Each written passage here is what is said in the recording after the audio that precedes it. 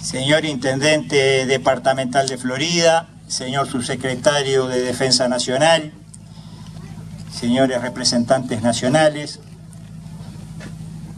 autoridades civiles, policiales, militares, integrantes del Ejército Nacional, integrantes de la comunidad que nos acompañan, señoras y señores. La acción de Pintado Viejo se desarrolló un 23 de marzo de 1817.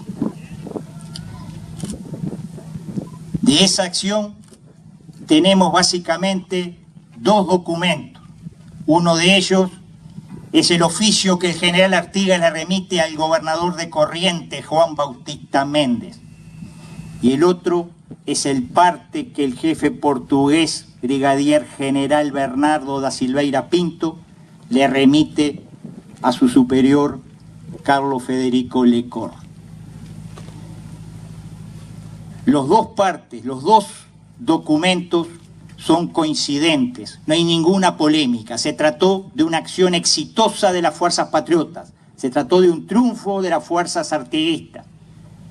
Sin embargo, inexplicablemente, ese hecho ha sido mantenido casi que en silencio, casi que ignorado por los propios vencedores en un hecho inusual en la historia. El señor Fernando Choteco, en un excelente trabajo sobre la acción de Pintado Viejo, la titula La victoria olvidada.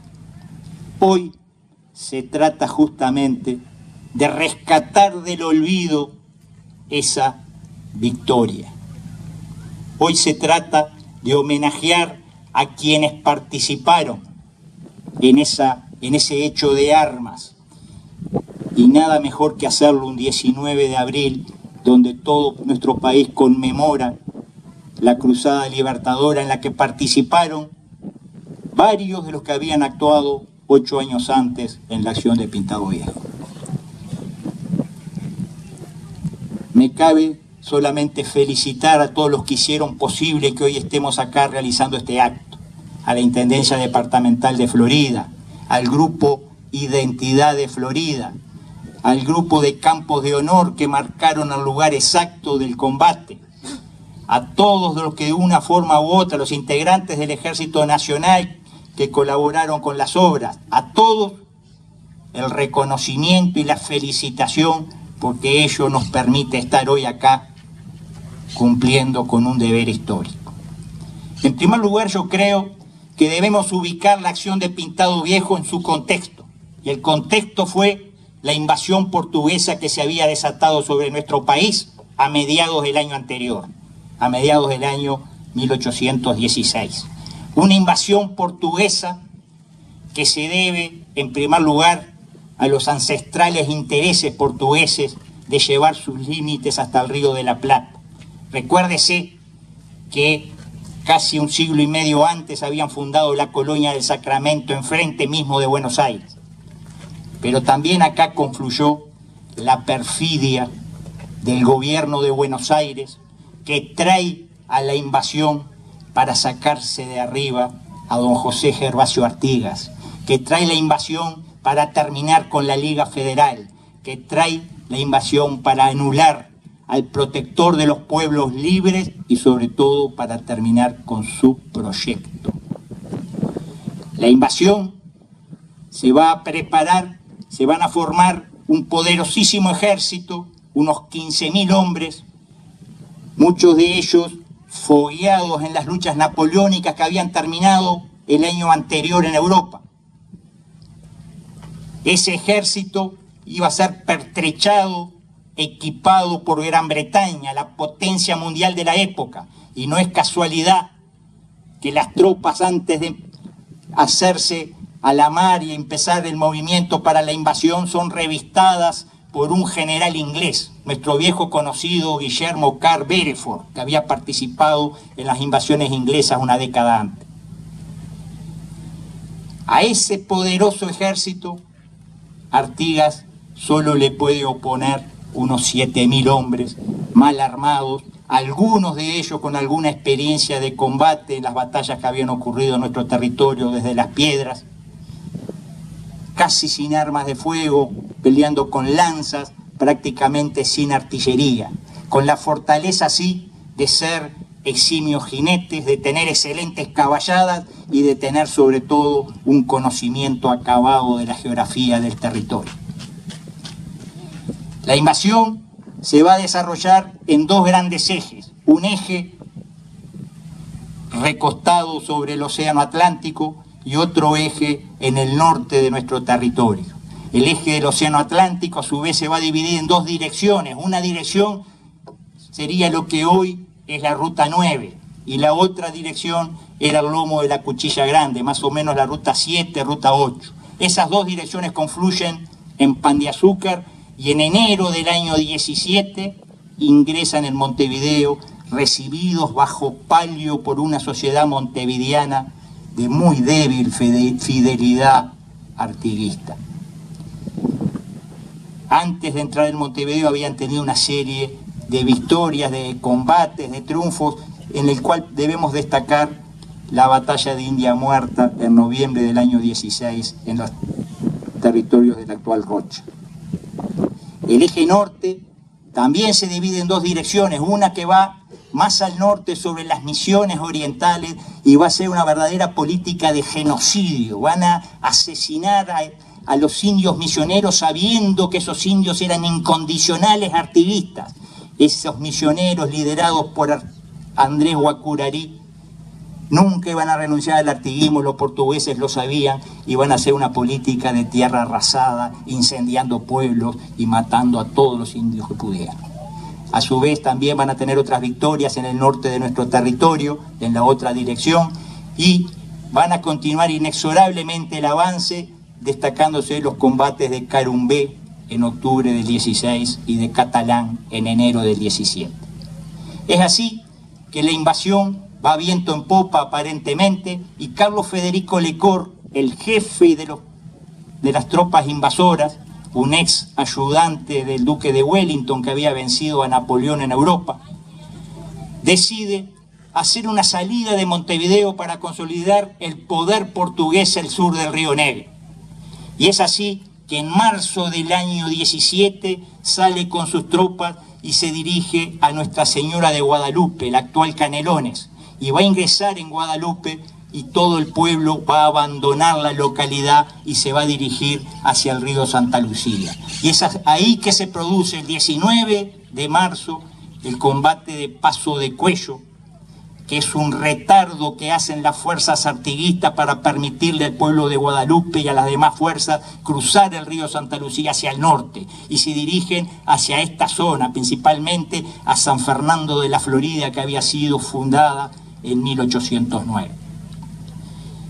Las fuerzas artiguistas mantienen el contacto, mantienen la vigilancia sobre esas tropas portuguesas que se dirigían hacia el norte tras los orientales.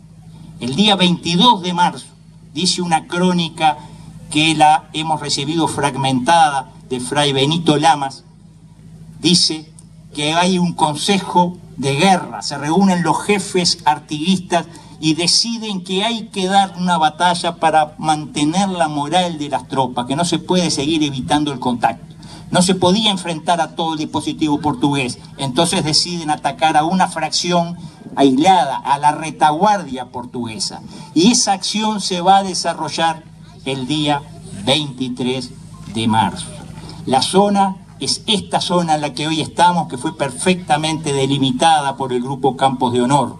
Era una zona donde había una localidad ya en decadencia llamada Pintado Viejo, cerca del Arroyo Pintado, ubicada 3 leguas al noroeste de San Fernando de la Florida.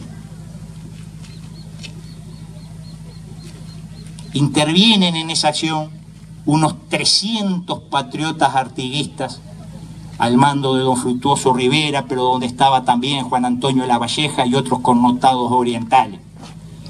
Y van a golpear a la retaguardia portuguesa, que eran unos 200 hombres. Dicen las crónicas, ambos partes, hablan de 80 cazadores y 80 hombres de caballería, más la oficialidad. Se estiman unos 200 y son coincidentes ambas versiones. También van a participar tardíamente unos 300 portugueses más que vienen en ayuda de los atacados, pero llegan tarde al campo de batalla.